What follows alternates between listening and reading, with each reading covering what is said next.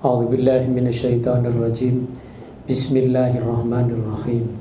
Alhamdulillahirabbil alamin. Alhamdulillahilladzi nasta'inuhu wa nastaghfiruh wa na'udzubillahi min shururi anfusina wa min sayyiati a'malina. May yahdihillahu fahuwal muhtadi wa may yudlil fa ulaika humul khasirun. Asyhadu an la ilaha illallah wa asyhadu anna Muhammadar Rasulullah. Allahumma salli wa sallim wa barik ala Muhammad wa ala alihi wa sahbihi wa man tabi'ahu bi ihsanin ila yaumiddin.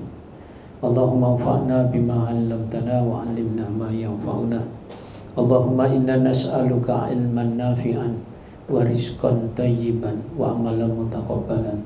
Amin ya rabbal alamin. Assalamualaikum warahmatullahi wabarakatuh. Waalaikumsalam warahmatullahi wabarakatuh. Alhamdulillah wa syukrulillah ala nikmatillah, khususan nikmatul iman wal islam. Bapak Ibu jemaah sekalian, kita bersyukur pagi ini Allah masih memberikan segala nikmat. Nikmat yang paling agung adalah kesempatan hidup dalam iman dan Islam. Nikmat kesehatan itu sangat-sangat penting, harus kita jaga kesehatan kita. Juga nikmat-nikmat yang lain, termasuk nikmat kemerdekaan untuk bangsa kita ini. Jamaah sekalian, pagi ini kita masih melanjutkan kajian Tauhid Asma wa Sifatnya. Hari ini, pagi ini kita akan melihat Allah di Surah An-Nur. Surah An-Nur, Allah disebut dengan An-Nur. An-Nur itu cahaya. Jadi Allah itu pemberi cahaya, pemilik dan sumber cahaya. Nah, jemaah sekalian, Asmaul Husna yang kita bahas selama ini, yang diberi dengan nama-nama baik, di dalam nama itu ada sifat-sifatnya. Ini yang perlu kita pahami, sifat-sifat itu. Karena kalau bicara nama atau disebut proper name di dalam bahasa Inggrisnya itu, untuk Tuhan yang sebenarnya itu ya namanya Allah. Kul huwallah, katakanlah dia itu Allah. Namanya Allah, bukan nama lain. Maka kalau kita nyebut dalam bahasa Indonesia nyebut Tuhan itu, dalam bahasa Inggris nyebut God misalnya, ya kita biasakan sebagai Muslim itu nyebutnya Allah itu nyebutnya. Walaupun berbagai bahasa bisa diterjemahkan atau dibuat nama sendiri-sendiri. Mengapa kita pakai dan ambil nama itu Allah? Ya kita ngikuti Quran. Dan Quran itu universal ya. Jadi kul huwallahu ahad itu di Afrika ya bunyinya ya kayak gitu itu. Ya, kul huwallahu ahad di Eropa, di Amerika, di Kanada, di Semarang, di mana sajalah, di Papua, di mana ya bunyinya sama itu. Maka untuk nama Allah itu ya udah pakai itu aja, gak usah pakai nama yang lain. Allah, biasa dan Allah. Ketika kita mendidik anak kecil kita ya, atau murid kita, apalagi masih kecil ya, kita mengenalkan Tuhan kepada anak kita ya namanya Allah. Ya benar itu. Nah, sedangkan di Asmaul Husna, nama-nama yang baik itu sesungguhnya fokusnya itu ada pada sifatnya. Sifat Allah itu, walaupun disebut dengan asma ya, asma itu nama-nama ya, nama-namanya banyak itu ya. Nama-nama banyak itu lebih nanti kita kaji bimakna itu lebih pada sifat-sifatnya ya. Jadi itu nama utamanya, proper name-nya tetap Allah. Sedangkan Asmaul Husna yang 99 itu lebih pada sifat-sifatnya ya. walaupun kadang disebut nama itu ya. Nah jemaah sekalian, pagi ini kita akan bahas An-Nur. Allah itu cahaya, Allah itu sumber cahaya, Allah itu pemilik cahaya, Allah itu yang memberi cahaya atau mencahayai. Allah itu Allahu nurus samawati wal ard. Itu ada di surah An-Nur. An-Nur itu sebagai salah satu sifatnya Allah, diambil oleh Allah sebagai nama surat di Quran, surah An-Nur ya. Itu surah nomor 24. Di ayat 35 disebutkan Allahu nurus samawati wal ard. Allah itu cahaya, cahaya langit dan juga cahaya bumi, cahaya di langit dan di bumi. Langit itu as-samawat atau tunggalnya as-sama. Itu apa yang ada di atas kita, itu as-samawat ya, di atas kepala kita. Lapisan udara ya, ada awan, ada planet-planet misalnya ya. Itu as-samawat yang di atas. Sedangkan al-ard diartikan bumi, yaitu apa-apa di bawah kita yang kita injak ini ya. Sampai masuk ke dalam, sampai terus nembus ke sana lagi. Nembus ke sana, kalau untuk orang sana naik lagi ke langit itu. Karena bumi ini bulat. Jadi Allah itu adalah cahaya langit dan cahaya bumi. Nah, nanti ini saya jelaskan lebih lanjut. Mathalun nurihi kamiskatin fiha misbah.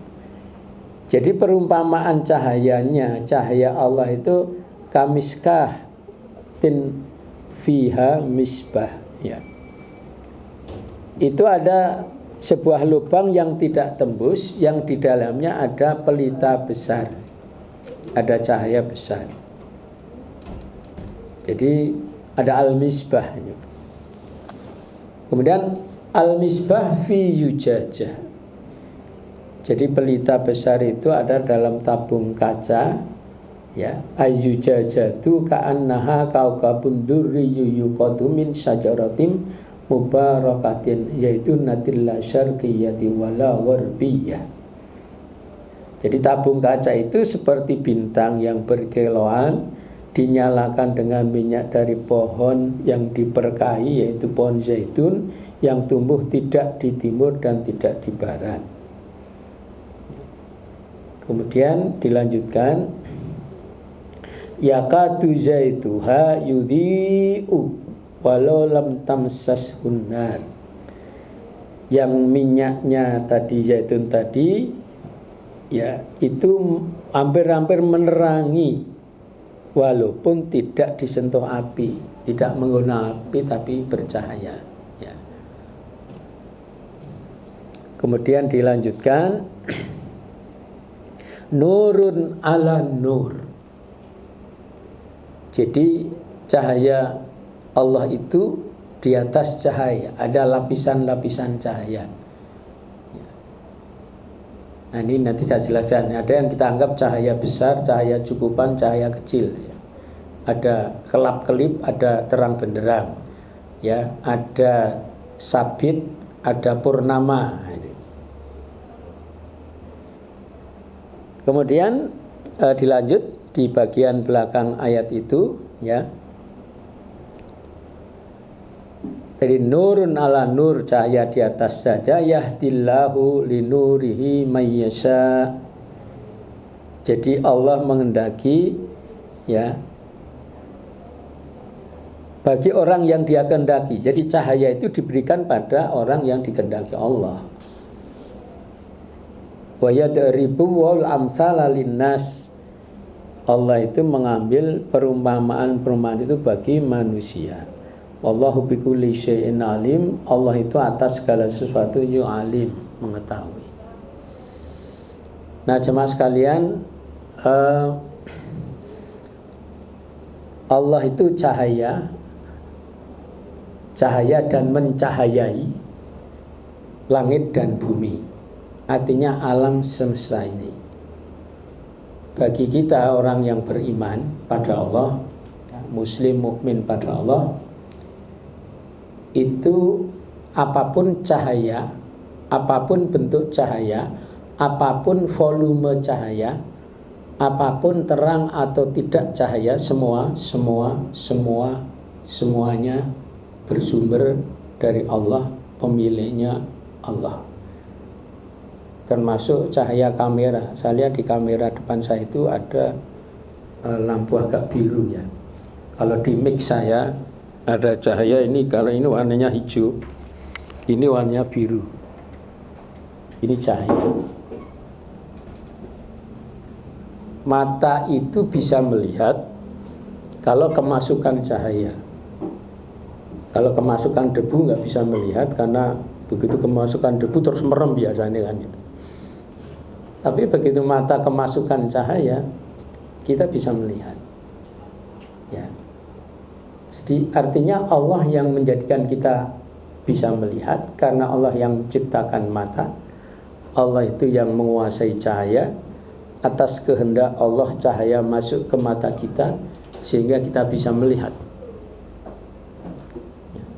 Termasuk kita di ruangan ini kelihatan. Jenengan melihat saya kelihatan karena ada cahaya masuk. Kalau diruntut cahaya itu ternyata ini kan tidak langsung dari matahari kan, cahaya yang di sini. Artinya mantul masuk kan gitu.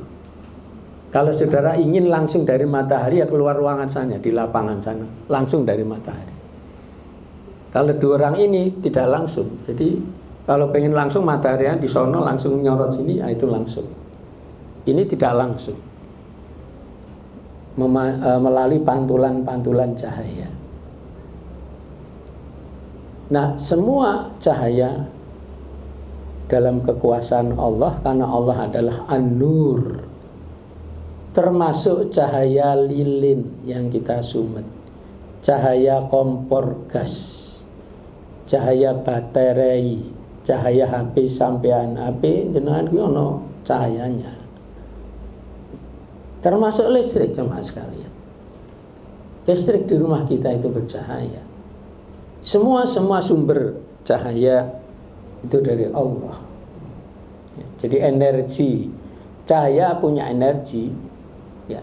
Cahaya kompor gas kita memberi energi. Kalau di atasnya diberi ceret sama air, maka energi panas dari cahaya itu masuk ke ceret itu, akhirnya menjadi menguap, umup airnya.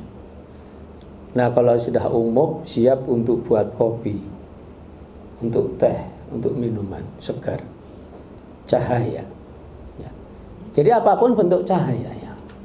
Cahaya matahari yang amat sangat-sangat besar ya. Kemudian kita bisa melihat bulan itu ya karena cahaya matahari memantul ke bulan.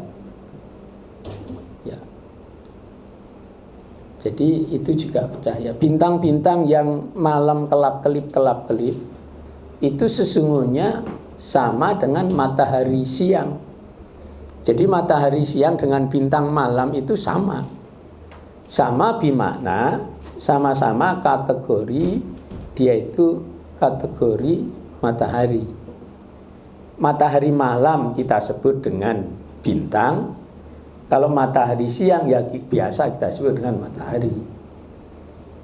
Mengapa matahari malam bintang itu kelap-kelip tidak secerah, sekuat cahaya matahari siang? Karena perkara jarak. Jadi karena bintang malam itu jaraknya dari bumi kita sampai ke sono itu hitungannya bukan kilometer, bukan ratusan kilometer, bukan ribuan kilometer, tapi pakai tahun cahaya. Ini manusia yang punya ilmu yang merumuskan. Jadi tahun cahaya ukurannya pakai tahun cahaya, bukan kilometer lagi, bukan puluhan, ratusan, ribuan kilometer, enggak. Hitungannya 1 tahun cahaya itu artinya suatu jarak yang ditempuh dengan kecepatan cahaya selama setahun. Itu definisi 1 tahun cahaya.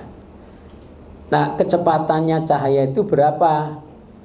Kalau saya tidak salah, ya nanti dikoreksi yang ingat, ya. Karena dulu saya SMA-nya IPA, jadi saya belajar IPA juga.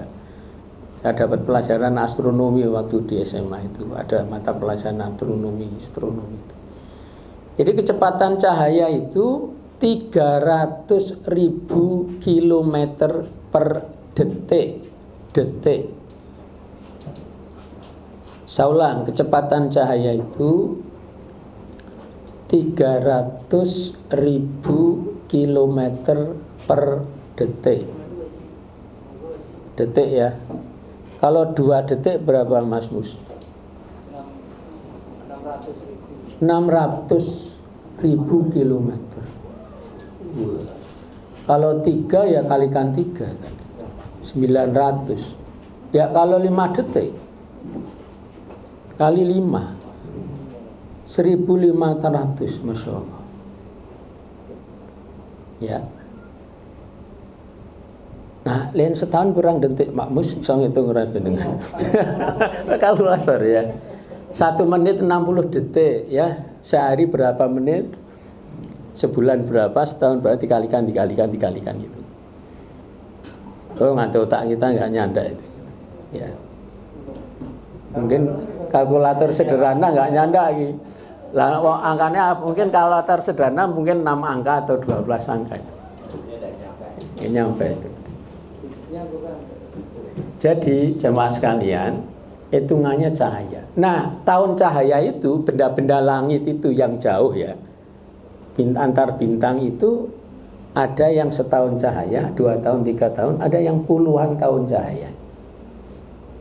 Ada bahkan yang ratusan tahun cahaya, bahkan boleh jadi 1000 tahun cahaya.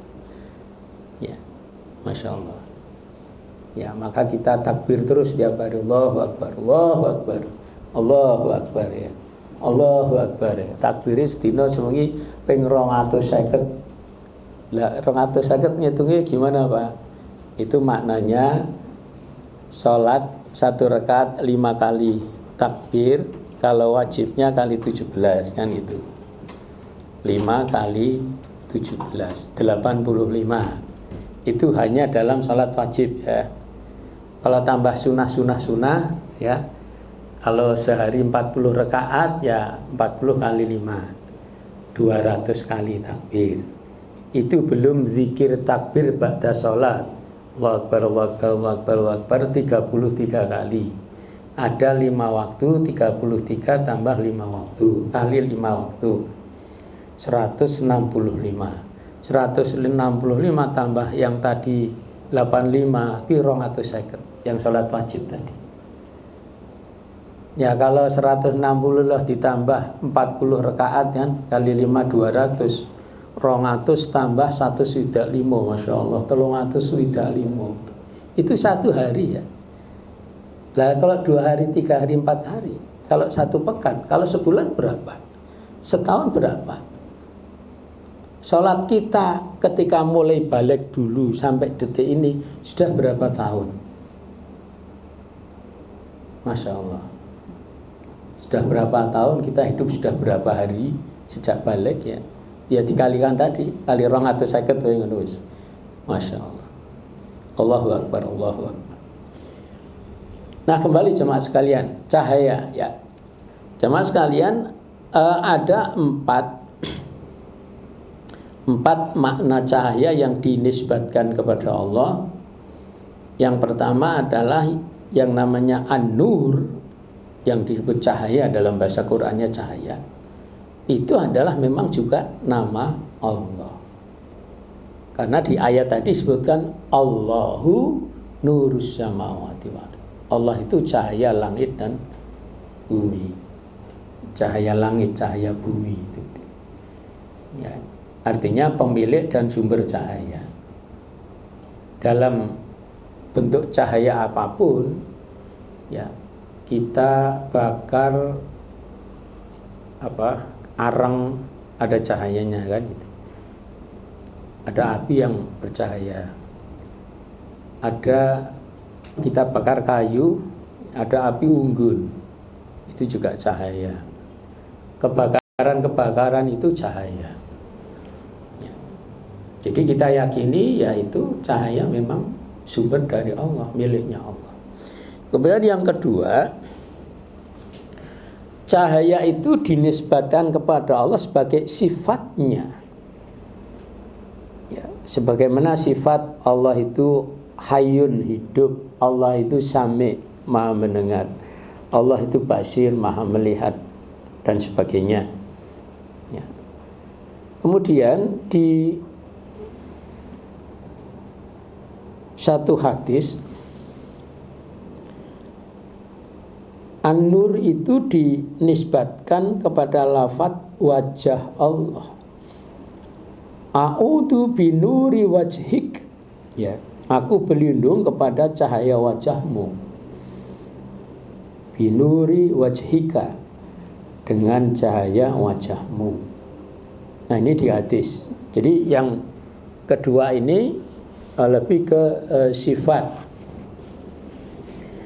Kemudian cahaya ini selain di sifat itu juga dinisbatkan juga ke zatnya. Ini di surah Az-Zumar 69. Allah disebut wa asyraqatil ardu binuri rabbiha. Dan bumi atau padang mahsyar menjadi terang benderang dengan cahaya Rabbnya, binuri rabbiha. Jadi kalau di atas bumi ini ada cahaya, dan kita tahu dari matahari, Allah sang pencipta matahari. Separuh bumi kena matahari, separuh bumi lainnya tidak kena karena di bawah matahari. Nanti matahari muter, bumi muter, tadi yang bagian gelap malam itu gantian dia siang. Yang tadi kita di Indonesia siang gantian malam. Jadi Allah memutarkan cahayanya di atas permukaan bumi ini. Nah, kemudian makna yang ketiga, cahaya Allah yang dinisbatkan kepada langit dan bumi. Seperti di surah An-Nur tadi, ya. 35 tadi, Allahu nurus samawati wal ardh. Allah itu cahaya langit dan cahaya bumi. Bimakna Allah itu pemilik sumber dan penggerak cahaya di langit dan cahaya di bumi. Cahaya di langit itu apa? Ya tadi, matahari yang di atas kita pokoknya. Matahari, bulan, bintang itu. Ya. Kalau misalnya ada helikopter, ada lampunya kelihatan, ada pesawat terbang, lampunya kelihatan ya, ada klip itu terbang. Itulah kita anggap cahaya juga di atas kita. Ya, di atas langit kita itu. Jenengan tahu kunang-kunang nggih? Kunang-kunang. Itu hewan bercahaya. Keluarnya matahari, artinya cahaya yang kelihatan kalau malam hari. Dia terbang. Ya, terbangnya kan di atas kita juga kan itu. Itulah cahaya dari Allah. Jadi Allah mewujudkan cahaya di langitnya dalam segala bentuk apa-apa yang Dia kehendaki. Jadi kunang-kunang itu bisa terbang, Allah ciptakan sayapnya, kunang-kunang bisa bercahaya karena Allah kasih cahaya di bagian perutnya kunang-kunang itu, sehingga kelihatan. Nah, termasuk cahaya, kemudian cahaya di bumi yang kedua. Cahaya di bumi itu ya cahaya yang ada di bumi, sehingga bumi ini kelihatan terang. Mata kita kemasukan cahaya sehingga kita bisa melihat. Apapun bentuknya cahaya itu, termasuk cahaya baterai. Tahu baterai gitu? Walaupun nganggo batu, iya, ada cahaya. Jadi bahan-bahan batu, bahan baterai itu, kacanya dan sebagainya, itu bahan-bahan di alam yang Allah ciptakan semuanya untuk itu. Walaupun yang merakit, merancang manusia, iya. Ya. Tapi kan otaknya manusia Allah yang buat, sehingga otak manusia bisa meracik, merancang baterai. Ya, mata manusia diciptakan Allah sehingga bisa membedakan ini baterai mati dan baterai hidup kan gitu. untuk ngecek batunya masih hidup apa enggak. Jadi dicek, oh keluar cahaya, oh kalau enggak keluar cahaya berarti batunya habis ini. Ya, kalau masih keluar cahaya, oh batunya masih dipakai itu. Ya. Jadi apapun bentuk cahaya itu ya. Nah, hanya mungkin yang perlu kita waspadai bagaimana kita memanage cahaya sebagai manusia, memanage cahaya di atas bumi ini. Artinya cahaya-cahaya yang ada harus kita atur. Sebab kalau tidak bisa berbahaya. Karena cahaya itu bisa saja bermanfaat, bisa saja merugikan. Yang namanya api itu kalau digunakan dengan benar, dengan baik, sangat-sangat bermanfaat. Kita itu bisa makan, minum setiap hari ya karena ada api di kompor, di gas itu atau di areng ya. Jadi sate itu kalau enak ya dibakar di atas areng itu sate. Jadi itu harus di-manage. Kompor gas di-manage. Listrik di rumah kita di-manage termasuk kabel-kabel. Banyak modus kebakaran karena konsleting listrik. Karena manusia nggak perhatian pada listrik, pada kabel listrik. Jadi kalau misalnya kabel listrik sudah tua, sudah lecet dimakan tikus barangkali, ya kabelnya perlu diganti. Kalau nggak konslet, nanti kebakaran bisa. Jadi dicek, ya. Tancepan listrik juga harus hati-hati, jangan terlalu banyak bebannya. Kalau terlalu banyak, dibuatkan lagi supaya disebar, ya. Jadi pemasangan listrik di rumah kita, ya, itu kan bisa dibagi, ya. Ini bagian depan, bagian belakang, jalurnya dibuat banyak itu. Ya, dibuat banyak. Ini jalur ini bagian dapur dan bagian kamar mandi. Bagian ini bagian kamar ini dan kamar ini. Bagian ini khusus untuk AC.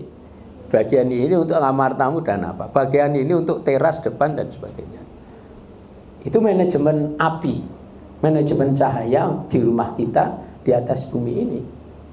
Terjadi kebakaran-kebakaran dalam bentuk apapun, kebakaran rumah sering sekali itu. Termasuk kebakaran hutan ya. Sampai di kota Hawaii itu habis itu karena kebakaran hutan itu. Sak kota yang tak kabeh itu omah-omah itu di Hawaii sana, di Amerika. Di negara bagiannya Amerika. Jadi yang kebakaran hutannya karena angin masuklah ke rumah, akhirnya kota itu habis yang tetangga sama itu. Ya. Karena ya tadi kita kurang memanage cahaya ya. Jadi kalau misalnya keadaan kayak gitu dekat hutan kering dan sebagainya ya kita perlu antisipasi persiapan. Andaikan ini kebakaran gimana apa yang dilakukan. Jadi Allah kasih otak supaya manusia berpikir, cari ilmu. Jadi ilmu manajemen risiko namanya ya. Ilmu manajemen menghadapi hal-hal yang berisiko termasuk kebakaran. Jadi kebakaran mobil, ya kebakaran macam-macam lah. Mobil kebakaran karena konflik kelistrikan di mobil itu sering terjadi. Motor juga demikian dan sebagainya. Ya.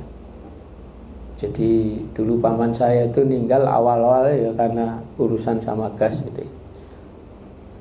Gas kemudian meledak, kemudian masuk rumah sakit beberapa pekan, ya akhirnya meninggal. Jadi makanya Allah itu pemilik sumber cahaya di langit dan di bumi. Karena manusia itu hidup di bumi, maka manusia harus bisa memanage cahaya. Dalam bentuk cahaya apapun, termasuk hati-hati cahaya lilin, cahaya rokok. Kalau nggak hati-hati bisa merusak itu cahaya rokok itu. Ya. Makanya kalau di pom bensin nggak boleh merokok, karena begitu tersulut, meledak, selesai. Ya. Jadi ini hikmah ya. Allah itu an-nur dan bagi kita manusia harus bisa memanage cahaya. Cahaya di bumi khususnya ini yang memang bertetangga menyatu dalam diri kita dan setiap orang pasti berhubungan dan membutuhkan cahaya. Ya, pasti. Memang dalam kehidupan kenyataannya begitu. Kalau nggak ada cahaya ya kayak nggak hidup manusia itu. Nggak hidup. Lalu bagaimana dengan makan kalau kompor gasnya minyak kompornya nggak hidup dengan api, dengan cahaya api. Ya. Mau apa? Wong kita punya kulkas itu ada cahaya kelistrikan. Walaupun dalam bentuk listrik, di kulkas kita juga ada cahayanya. Dan kelistrikan cahaya dalam kelistrikan itulah yang menggerakkan kulkas kita. Sehingga kulkas kita hidup. Bisa bermanfaat, bisa guna. Ya. Termasuk kelistrikan di mobil, di motor. Jadi dalam motor kita, mobil kita itu ada cahaya motor kita. Cahaya lampu reteng, lampu besar dan sebagainya. Itu pasti dibutuhkan. Jadi kalau jenengan mau beli motor, pesan khusus sama dealernya, Pak dealer saya mau beli motor, tapi yang nggak ada lampunya. Rasa nganggo lampu barang motor, nggo lampu ngopo. Gitu. Terus tambahin satu lagi, kalau ada rasa nganggo rem barangnya. Aku wong lanang kok kendel loh, motor rasa nganggo rem ngono itu. Nah, silahkan jenengan pesen motor sing tanpa rem, tanpa lampu gitu. Termasuk mobil, pilih mobil sing tanpa lampu, gak ono. Semua kendaraan perlu, bahkan HP jenengan itu ada cahayanya. Kalau nggak ada cahaya nggak bisa baca jenengan itu, apalagi di tempat gelap. Jadi cahaya itu memang menjadi bagian hidup kita manusia. Dan Allah itu sebagai sumber cahaya, maka kewajiban kita manusia adalah bagaimana memanage cahaya di dalam bumi, di atas bumi ini. Ya, memanage dalam diri kita, rumah kita, tempat kantor kita, tempat kerja kita, dan sebagainya. Ya. Yang namanya event olahraga itu butuh cahaya. Pemenang main bengi, pasti butuh cahaya. Ya. Apalah kegiatan apa sih yang ora butuh cahaya itu apa? Wong kita kegiatan siang itu pasti ono cahaya matahari itu loh. Coba jangan pikirkan kegiatan apa yang tidak butuh cahaya. Apa coba? Makan minum Pak. Ya jelas kalau makanan itu bisa masak karena ono cahaya kompor dulu. Kalau nggak ada cahaya kompor, kamu nggak bisa makan. Ya. Apa sih nggak ada ya saya kira ya. Kita itu setiap hari nyapu, ngepel, isa-isa, umbah-umbah, itu cahaya itu dibutuhkan. Apa meneh umbah-umbah supaya kering perlu cahaya kan gitu. Orang ono cahaya teles terus ora tau dinggo bajune kan. Jadi kalau bicara ini memang sangat luas sama sekalian ya. Jadi ini tadi makna yang ketiga ya. Jadi cahaya Allah itu dinisbatkan kepada langit dan bumi. Ada cahaya langit, ada cahaya bumi. Nah manusia hidup di bumi harus mengatur, memanage cahaya. Kemudian yang keempat, penyebutan hijab ya.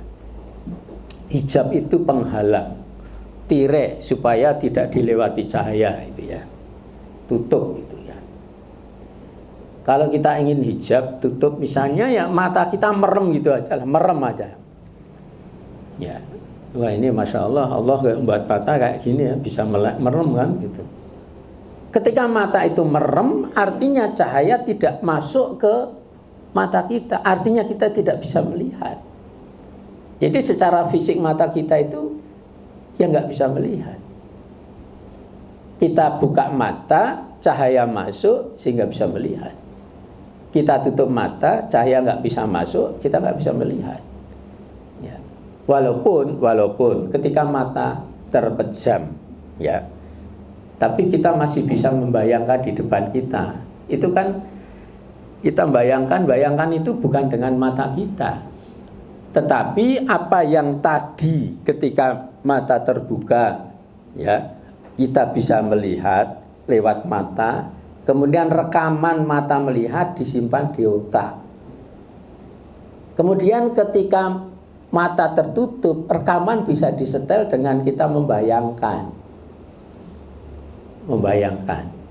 Termasuk sekarang ini, detik ini jenengan bisa membayangkan. Masih ingat jalan ke rumah ya? Ya, minggu ekonomi, minggu gini, ya. Masih ingat ya, cat rumah kayak apa? Ya, gang piro, nomor piro, masih ingat ya? Rumahnya sendiri masih ingat ya? Itu karena ada rekaman di otak kita. Sekarang ini kita tidak bisa melihat rumah kita, enggak. Tapi sekarang kita bisa membayangkan rumah kita. Karena hasil rekaman mata, cahaya mata yang kita biasa melihat mata kita, kemudian direkam di otak kita. Ketika mata tertutup, jenengan itu sekarang mata terpejam misalnya, mau tutup itu, bayangkan omahe koyo apa ngerti. Bayangkan anaknya kayak apa, istrinya, suaminya ngerti. Bayangkan wajah dapur kita di rumah kayak apa, totonane kompore nang ngendi masih ingat. Karena rekaman di otak kita. Setelah mata itu pernah melihat dan cahaya masuk, kemudian direkam. Nah, dan hijab. Penyebutan hijab, tirai penghalang Allah sebagai cahaya. Artinya apa? Hijabnya Allah terhadap makhluk itu cahaya. Di hadis ya.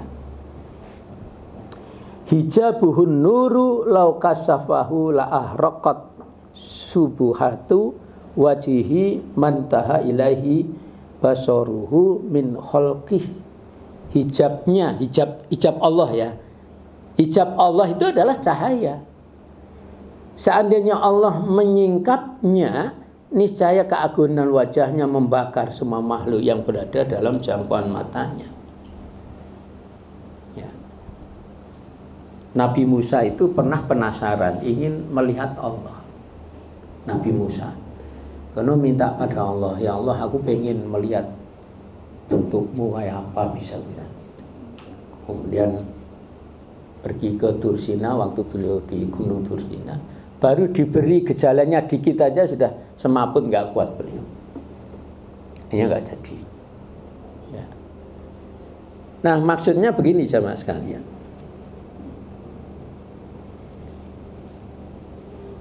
Hijab Allah adalah cahaya. Ya, kalau cahaya di mata kita manusia kan terang, terlihat. Ya, menerangi lah gitu.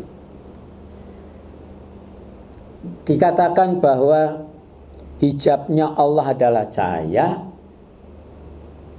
itu sepertinya bagi Allah tidak ada hijab untuk makhluknya. Tidak ada penghalang bagi Allah terhadap makhluknya. Manusia, hewan, tumbuhan nggak ada.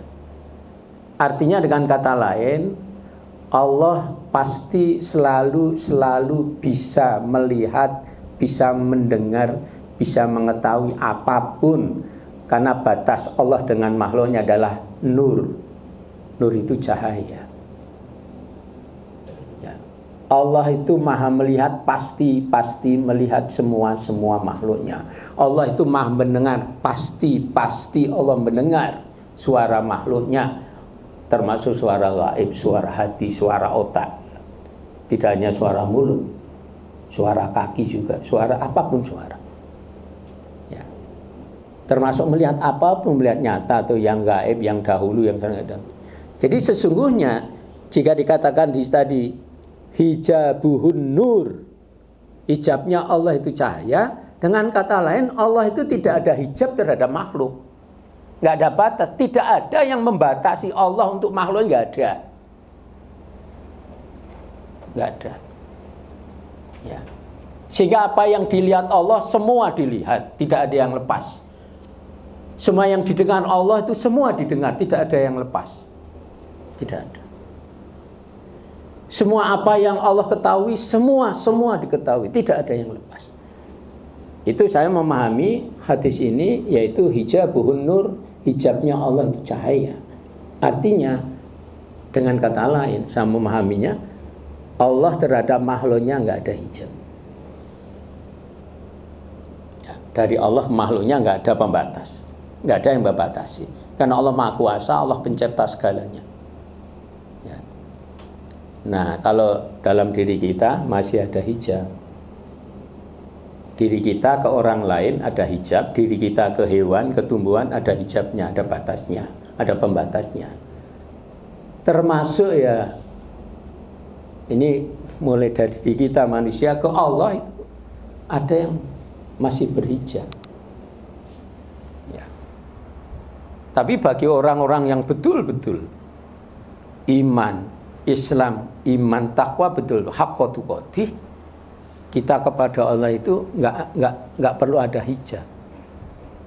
Karena kita meyakini ya Allah itu melihat kita, Allah mendengar kita, mencatat, malaikatnya mencatat kita. Itu seolah nggak ada hijab. Walaupun secara fisik ya atas kehendak Allah memang manusia itu diciptakan dengan fisik kayak gini ini. Memang tidak mampu melihat fisiknya Allah. Dan dalam Islam nggak boleh itu mikir-mikir zatnya Allah. Ya, tafakkaru fi khalqillah. Ya, nggak tahu ini hadis apa makalah itu. Pikirkan apa yang diciptakan Allah. Pikirkan makhluk. Wala tafakkaru fi zatillah. Jangan mikir zatnya Allah. Jangan mikir fisiknya Allah. Oh Allah maha melihat, matanya kayak apa ya? Kalau manusia matanya kayak gini, kalau hewan kayak gini ya itu. Allah maha mendengar, telinganya kayak apa ya? Jumlahnya berapa ya? Oh manusia itu mendengar dengan 2 telinga, taruh kanan kiri. Oh kalau gajah telinganya kayak gitu, dan sebagainya. Ini tidak boleh pikiran-pikiran fisik ya, zat itu tidak boleh ke Allah. Mengapa? Ya karena manusia nggak mampu. Gak makan mampu. Sehingga kalau ada manusia kok bayang-bayangan Tuhan itu adalah pohon besar. Ya seperti pencarian Tuhannya Nabi Ibrahim. Ya. Jadi ketika malam dia lihat bulan. Kok apik banget bulan. Wah ini Tuhan ini. Enggak. Ketika Tuhannya bulannya itu tenggelam. Wah ini enggak Tuhan ini tenggelam. Tuhan kok hilang. Ganti. Ketemu bintang kelap-kelip. Bagus kelap-kelip itu. Lah kok hilang. Gitu. Kemudian siang-siang ketemu matahari. Wah ini Tuhan ini. Ini lebih besar daripada yang tadi malam. Wah ini lebih besar. Ini Tuhan. Tapi ketika maghrib tenggelam. Tuhan. Wah hanya bukan Tuhan semua. Maka Allah ingatkan ke beliau Nabi Ibrahim. Ya, jangan menyembah matahari. Jangan menyembah bintang bulan. Tapi sembahlah sang penciptanya. Yang menciptakan matahari bulan itu. Ya, jangan menyembah manusia. Tapi sembahlah yang menciptakan manusia. Jangan menyembah patung. Walaupun patung besar, ya. Main di TV barusan lihat saya patung terbesar Liberty itu, yang gini loh. Atau satu lagi di Rusia ada. Rusia paling besar. Ada yang patung besar di tempat tinggi yang gini itu. Ya. Iya, di mana-mana banyak kayak itu. Ya.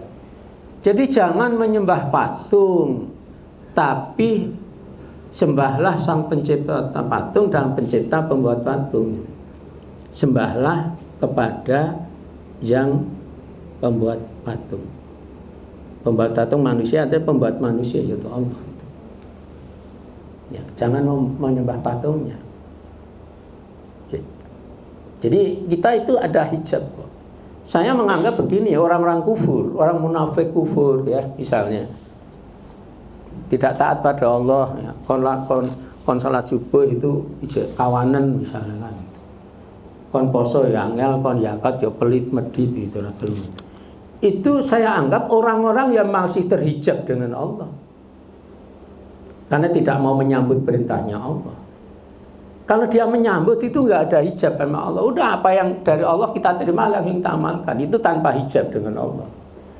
Tapi kalau disuruh zakat kok nggak mau zakat, itu masih terhijab dia dengan Allah. Ada batasnya dia. Ya.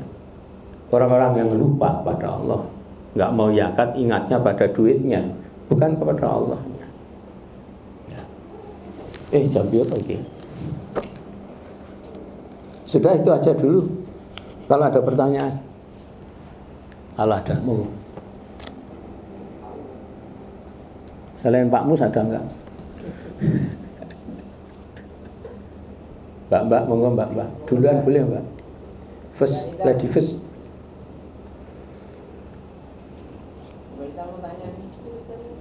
Oh, benar. Ya, diwakili Pak Mus saja. Kalau enggak saya lanjuti dikit. Oh, Pak, ya, Pak Thoy. Dari dalam bumi dan dari diri kita tidak mengeluarkan no ya. Jadi no itu dari Ya, lanjut. luar ya. Lanjut. Kira-kira begitu. Ya, dari Allah pastinya, ya. Ya, artinya dari pasti dari Allah aja. Ya. Mungkin dari matahari, mungkin dari sinar yang lain, tetapi bukan dari dalam diri kita, bukan dari dalam bumi. Saya lanjutkan dulu, nanti tak jawab.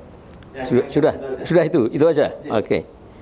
Nabi SAW mengajari doa pada kita. Itu doanya bagus sekali, Masya Allah. Doanya luar biasa ini. Kalau nggak hafal Arabnya, terjemahnya Indonesia aja. Ini hadis riwayat Bukhari Muslim, muttafaq alaih. Insya Allah sahih dan bagus ini. Allahumma, diawali Allahumma ya Allah. Allahumma ja'al fi qalbi nur. Ya Allah, jadikan di hatiku itu cahaya. Hati ini jadi cahaya atau diberi cahaya, mana gitu. Wa fi sam'i nuro, di dalam pendengar aku cahaya. Jadi telingaku itu jadi cahaya darimu ya Allah gitu. Wa fi basori nuro, di dalam mataku itu ada cahaya, menjadi cahaya. Wa ayyamini nuro, di sebelah kananku cahaya, sisi kananku cahaya. Wa ansimali nuro, sisi kiriku cahaya. Ya. Wa min fauqi, di atasku cahaya, nuro. Wa min tahti nuro, di bawahku juga ada cahaya. Allahumma ja'alni nuro, jadikan aku cahaya. Masya Allah. Ini luar biasa doa ini. Jadi minta dalam tubuh kita itu ada cahaya, mata kita, telinga kita, hati kita, kanan kiri kita ada cahaya, atas bawah ada cahaya. Ya. Jadi kalau tadi dipahami cahaya itu dari luar, itu yang pasti dari Allah. Kalau kita ingin dalam diri kita ada cahaya, itu pun jangan mengaku-aku manusia.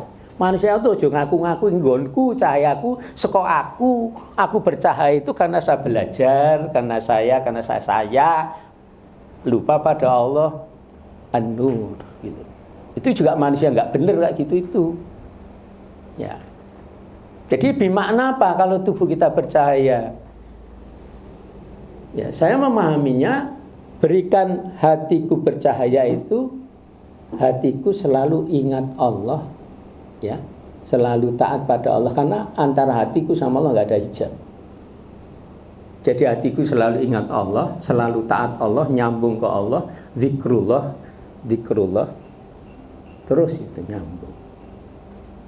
Perintahnya Allah kita laksanakan, larangan Allah kita tinggalkan, hati kita itu. Termasuk tadi mata, telinga itu juga. Jadi kalau tubuh kita digunakan sesuai dengan maunya Allah untuk kebaikan-kebaikan, itu bisa bermakna dalam diri kita itu ada cahaya Allah. Tapi kalau bagi orang-orang yang ingkar, yang kufur, yang tidak taat, itu banyak sisi gelap di dalam tubuhnya. Sisi gelap itu artinya tidak bercahaya. Kalau ada orang, ini contoh konkretnya begitu, mulut untuk bicara itu maunya Allah. Kalau digunakan untuk bicara yang qaulan sadida, bicara yang benar, qaulan layyina dengan lemah lembut, ada qaulan ma'rufah yang baik. Pokoknya bicara yang seperti yang dikehendaki Allah, berarti mulut kita bercahaya. Tetapi kalau digunakan untuk mulut itu berbohong misalnya, itu gelap di mulutnya, tidak ada cahaya di mulutnya. Kalau tangan digunakan untuk kebaikan-kebaikan, itulah tangannya bercahaya. Tapi kalau digunakan untuk menzalimi orang lain, itu gelap tangannya, tidak ada cahaya dalam tangannya. Mata, telinga, semua anggota tubuh. Kalau kita positive thinking, apalagi terutama kepada Allah, positive thinking, selalu berpikir positif, dan kemudian kita bawa positive thinking itu untuk manusia, dengan orang lain berusaha untuk selalu positive thinking, otak kita itu bercahaya. Saya memahaminya begitu, karena diberi bimbingan Allah dan sebagainya. Ngaten Pak Taufik. Sudah ya. Nah, karena sudah jam sudah. Mak Mus libur dulu apa? Sudah ya. Libur nggak tanya maksudnya? Tanya, Pak. Oh tanya, wes. Saking kok lagi. Ada rapat nggak? Nggak tahu saya. Ada rapat, Pak. Ada rapat. Ini jam 09.00 pas ya. Lain waktu Pak Mas ya. Ini sebagai penutup ya. Jadi cahaya itu kalau ada pendapatnya, yaitu Syekh Abdurrahman bin Nasir, cahaya itu bisa yang konkret, bisa yang gaib. Yang konkret yang bisa kita indra, yang gaib itu yang tidak diindra. Pun ngaten mawon, kita tutup kanthi hamdalah alhamdulillah. Subhanakallahumma wa bihamdika asyhadu an la ilaha illa anta astaghfiruka wa atubu ilaik. Walafu minkum, assalamualaikum warahmatullahi wabarakatuh. Waalaikumsalam warahmatullahi wabarakatuh.